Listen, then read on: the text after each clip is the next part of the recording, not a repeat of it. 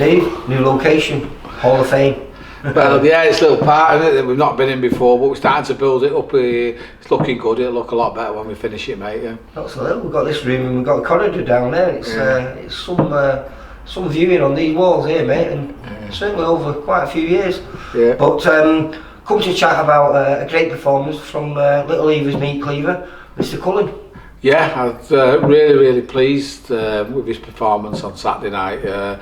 Everyone who's followed him through his development on the VIP know what he's capable of, and he put probably 90% of it together on Saturday, and it was great because he's got in the wake on. He's fought an undefeated prospect that he was building up, and had a lot for him to say about himself on the at the presser, and he's going to do this, do that, calling Jack and all that. And do you know what? Sometimes you think people are building up fights up, but there was no need. You know what I mean? He doesn't even know Jack Cullen, and nothing had been said. So I was disappointed and really surprised at his attitude on that. But it made the victory even sweeter, together with the odds that you got off Betfred on it. So what did you get on that? I got 9-2, but a lot of people got 5-1. So yeah, it was a good price. I know someone who got 10-1 in play after he'd been put over in the first round. So yeah,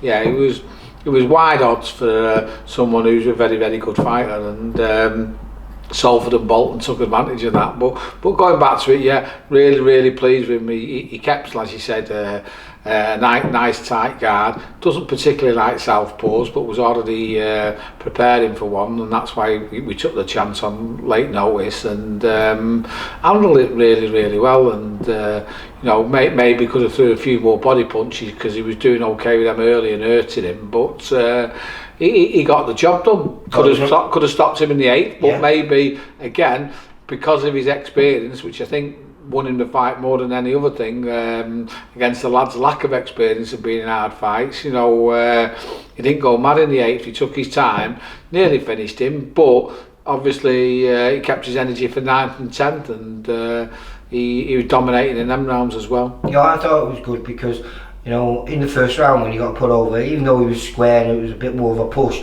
it was still counted as a knockdown. And obviously he had a game plan, and I think that game plan with a lot of fighters could have gone straight out the window. And it was really good to see Jack be disciplined throughout the whole fight, you know, even after that bad start, if you know what I mean. Yeah, well, what we touched on before then was experience, and he's been through them, hasn't he? You know what I mean? He's often been walloped, and without going over, we went over in the cash fight and come back and had a shootout, didn't he? So he's got that experience, and that's something that other kid didn't have, and that was a big telling factor on Saturday night. What's next? I watched an interview with Eddie Hearns afterwards, and he said basically, you know, they expected John Doherty to win the fight. You know, they weren't expecting Jack to win. So now he has won.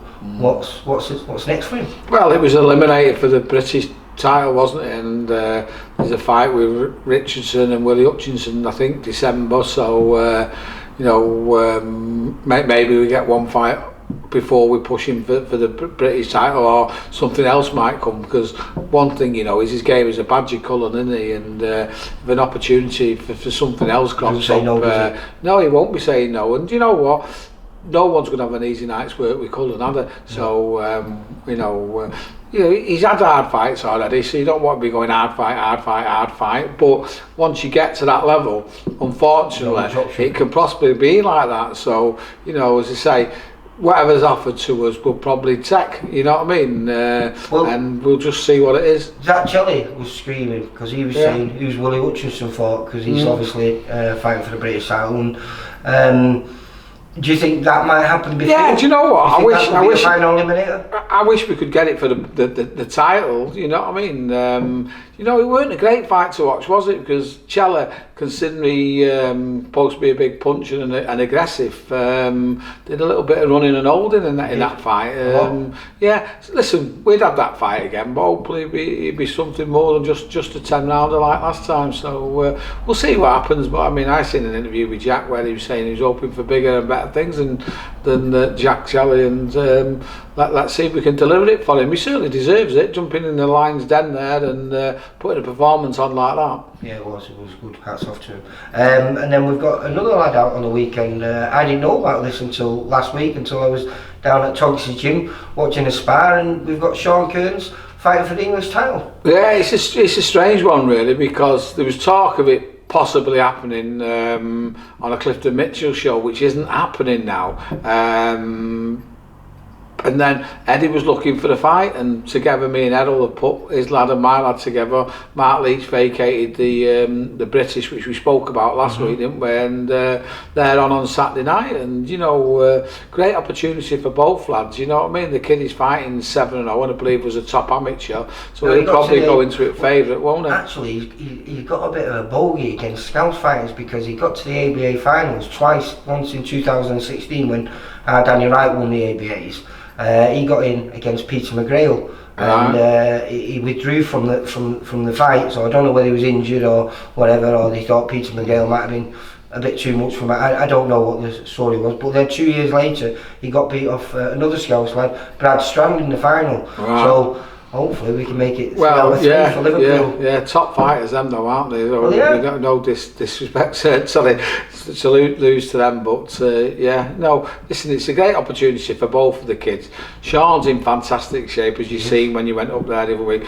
He's really hungry for it. He just won the Central area. He's got a load of confidence. I mean, I'm expecting him to do the business, and then I'm looking forward to sitting on my couch again on Saturday night and cheering him on. Are you enjoying this now?